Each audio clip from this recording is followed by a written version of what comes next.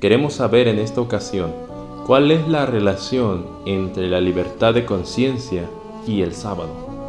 Para comprender este principio, veamos primero algunos rasgos del carácter de la mente de Satanás. El nombre de Satanás era Lucifer, ángel de luz, pero fue cambiado a diablo o Satanás, que significa enemigo o adversario. Pero ¿cuáles eran las características de Satanás?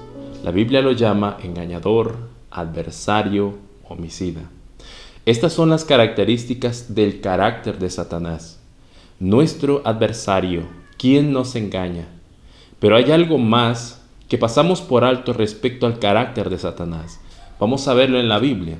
Apocalipsis 12:4 dice: y su cola arrastraba la tercera parte de las estrellas del cielo, y las arrojó sobre la tierra, y el dragón se paró frente a la mujer, que estaba para dar a luz, a fin de devorar a su hijo tan pronto como naciese.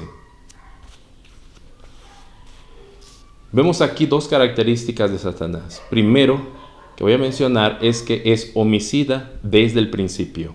Satanás quiso sentarse a los lados del norte, quiso ser semejante al Altísimo, y no aceptaba que Cristo entrara en los secretos del Padre. No aceptaba que Cristo fue el Hijo de Dios. Él quería ser como Dios. Ese es el pensamiento de la mente de Satanás. Lo mismo que le enseñó a Eva, ser como Dios. En realidad, los deseos de Lucifer eran matar al Hijo de Dios. Por eso se le llama homicida desde el principio. O sea, esa mente de Satanás no es una creación de Dios, es algo extraño, algo que Dios no trajo a la existencia. Es algo superlativamente extraño, algo que no debe ser, pero existe. Porque Lucifer aceptó esos pensamientos de homicidio, de autoengaño y de justificación propia. Para él era justo entrar en los secretos del Padre, pero su deseo era tener la autoridad del Hijo de Dios, pero no tener su carácter del Hijo de Dios. Ahora, la otra característica que vemos aquí es que arrastró con su cola, con sus engaños, a la tercera parte de las estrellas, los ángeles. Es decir, la mente de Satanás es divisionista, separatista. El gobierno de Dios es un solo cuerpo, pero el lema de Satanás es separar. Divide y vencerás. Esa es la política de la carne. Por eso, en los frutos de la carne vemos la contienda. Gálatas capítulo 5, versículos 19 y 20. Y manifiestas son las obras de la carne, que son adulterio, fornicación, inmundicia, lascivia, idolatría, hechicerías, enemistades, pleitos, celos, iras, contiendas, disensiones, herejías. Ahora, es verdad que Jesús vino a este mundo para dividir, pero en un sentido distinto. Jesús vino a revelar a su Padre, y el resultado de ello es que los hombres, siendo hijos de ira, no le reconocemos como hijo de Dios. Y el resultado de esa división que el hombre hace a la invitación de Cristo es la muerte del Hijo de Dios. Ahora, ese mismo carácter es manifestado aún dentro de nuestra iglesia militante. ¿Por qué hay contiendas? ¿Por qué hay disensiones? Es a causa de la mente carnal. Sin justificar ningún lado, Dios no quiere un pueblo desunido. Unos aquí, otros acá, con contiendas entre ellos. No funciona así. Dios quiere que seamos uno. Por eso es tan importante lo que Jesús decía cuando oraba. Vamos a leer la última o una de las últimas oraciones de Jesús en San Juan capítulo 17. Vamos a comenzar leyendo desde el versículo 17. Dice: santifícalos en tu verdad, tu palabra es verdad. Noten cómo menciona la verdad. Como tú me enviaste al mundo, así yo los he enviado al mundo. Y por ellos yo me santifico a mí mismo, para que también ellos sean santificados en la verdad. Mas no ruego solamente por estos que han de creer en mí por la palabra de ellos, para que todos sean uno, como tú, oh Padre, en mí, y yo en ti, que también ellos sean uno en nosotros, para que el mundo crea que tú me enviaste. La gloria que me diste yo les he dado, para que sean uno, así como nosotros somos uno, yo en ellos y tú en mí, para que sean perfectos en unidad, para que el mundo conozca que tú me enviaste y que los has amado a ellos como también a mí me has amado. Vemos cómo desde el versículo 17 comienza a hablar de la verdad. Jesús es la verdad de que Jesús no se revela a sí mismo, sino que revela al Padre, el carácter del Padre, las obras del Padre en Él. Jesús no hizo nada por sí mismo. El Padre hizo las obras en Cristo y Cristo en nosotros nos santifica, porque la voluntad de nuestro Padre es nuestra santificación. Mas también habla de ser uno, así como el Padre y Cristo son uno. No se trata de un reconocer que somos uno en número, sino también en carácter.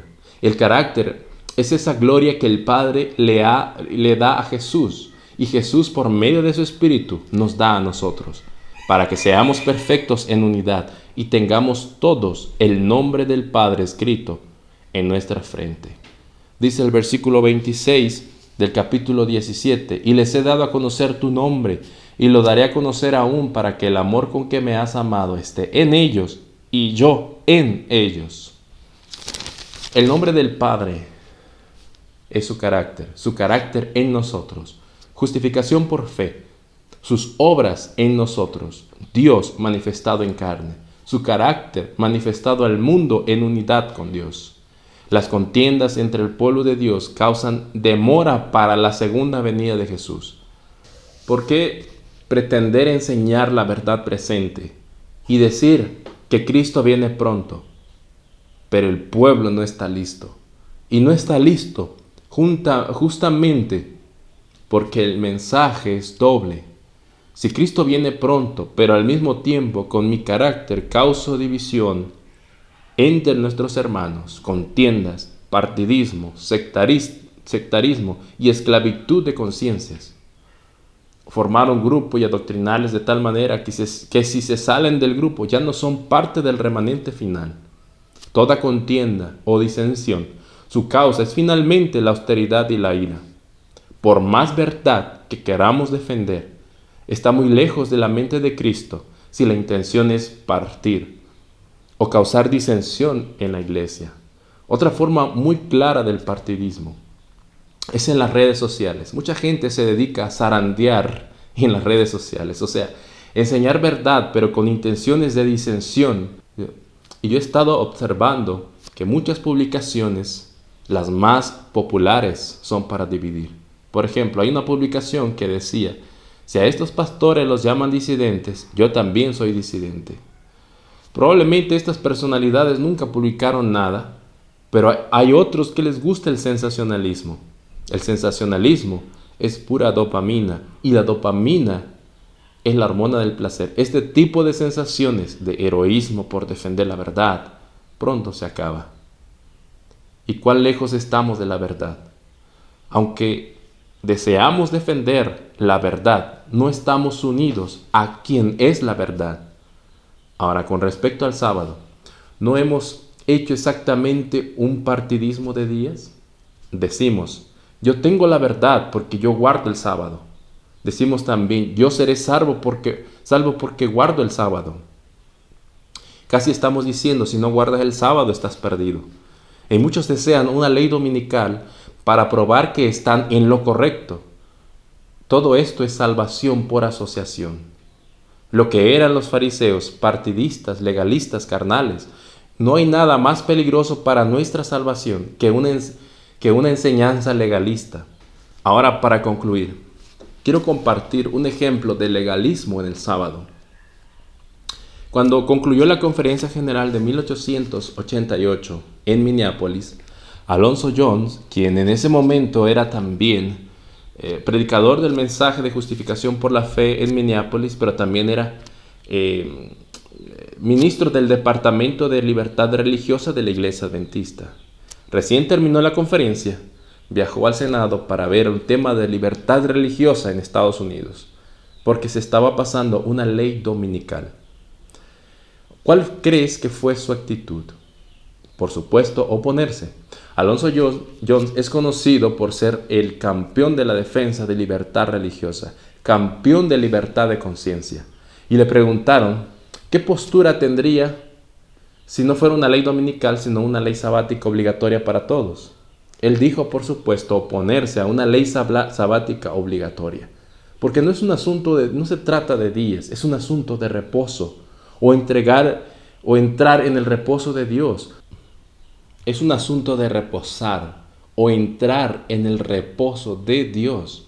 No se trata de qué día guardas o no, sino que el sábado representa el reposo de nuestras obras. Tener las obras en Dios en nosotros. El sábado es un símbolo de justificación por la fe, porque Dios hizo y reposó. Ahora nosotros, Dios quiere que entremos en ese reposo de no hacer ya más nuestras obras, sino que Él ya hizo las obras y ahora las quiere hacer posibles en nosotros. Y Él ya reposa, Él ya no está haciendo obras nuevas, Él desea darnos a nosotros esas obras y Él está reposando en nosotros.